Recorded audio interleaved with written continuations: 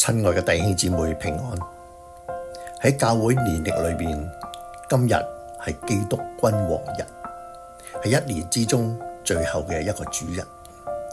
而家讓我哋一齊嚟到神嘅面前，藉着詩篇46篇默想永遠作王掌權嘅神，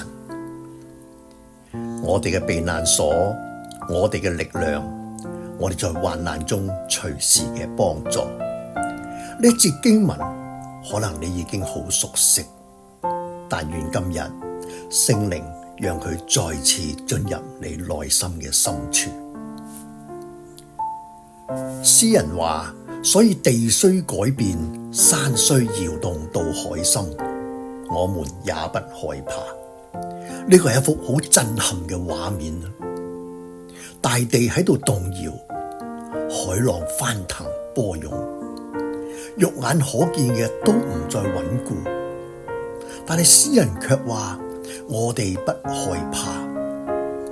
點解啊？因為我哋嘅安全不在於環境是否平靜，而係在於神是否與我哋同在。如果你而家正在經歷不安、壓力，或者係突如其來嘅改變，願神嘅話安慰你。神係你嘅避難所，佢嘅應許從不改變。好多時候我哋會話，我要堅強一啲，我應該靠自己撐落去。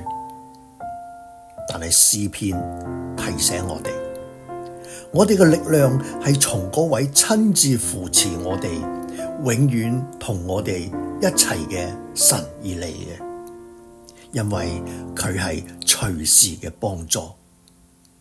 你呼求佢，佢就垂聽；你軟弱嘅時候，佢就加力量。或者你覺得自己唔夠好，唔夠成熟，唔夠剛強，但係神話，孩子，我係你嘅力量，係你患難中隨時嘅幫助。神話，你哋要休息，要知道我是神。休息並唔係停止做嘢，而係停止憂慮，停止掙扎，將主權交翻俾嗰位作王嘅神。基督君王日就提醒我哋，耶穌唔係明天先至作王，佢今日就坐喺寶座上面。無論世界點樣動盪，佢依然掌權。